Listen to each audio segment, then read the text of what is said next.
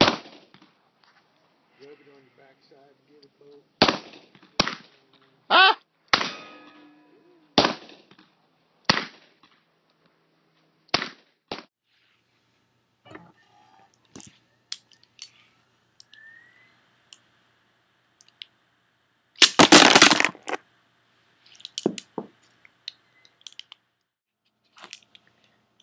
Today I'm bringing you a review of the Enfield Revolver. This is a true gentleman's revolver, and as you saw me demonstrating at the beginning of the video, this is a top rake revolver. It's unfortunate that the top rakes have fallen out of popularity because they are incredibly practical and extremely easy to reload.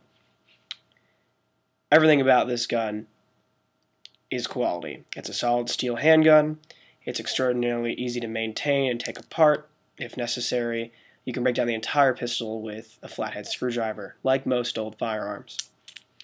The grips are excellent on these revolvers. This is a truly double action revolver. The number 2 Mk.1s, which is what this is, has a bobbed hammer for use by the Tank Corps, by the Royal Tank Corps.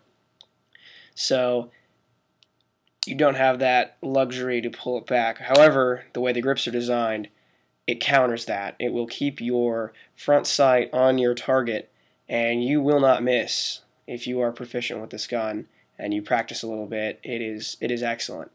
I've only put 12 rounds through it, unfortunately, because 38 Smith & Wesson, which is what this is chambered for, is no longer as popular as it used to be, so it's a little hard to find now. It was popular around the same time that you'll find a lot of 32 Smith & Wesson revolvers from around the same period.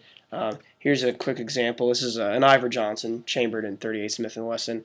Of course, when I was taking it out, the front sight was canted and, well, broke off. So I may repair that, I might not. This was really sort of the high point of its day. So it was extremely popular back in the day, but of course has now fallen out of popularity. Back to the Enfield.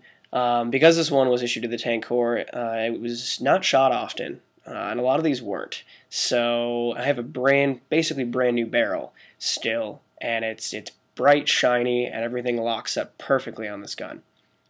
You also find some of these and some Webleys with Israeli proof marks on them. So if you see some marks that are not British manufacturer on them, there's a good chance it might be Israeli. So you may want to do some research on it before you buy it. Those are also really collectible and are available for around the same price range. All in all, great handgun. I highly recommend it. And there's some other YouTube videos out there on these, but if you want to get into a good quality World War II era weapon or firearm, this would be a great way to go, especially for the price point.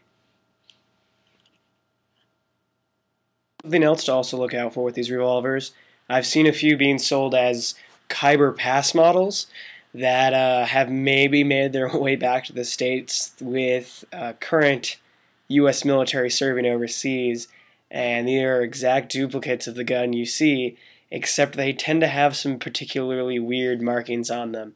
One that I saw had underneath the barrel, it had "Made in USA" on it. Now, there were no Lend-Lease produced Enfield revolvers or Webley revolvers. We simply sent them Smith & Wesson handguns, Colt 45s. These were never made in the United States, so if you run into those, it would be highly advised you do not fire it.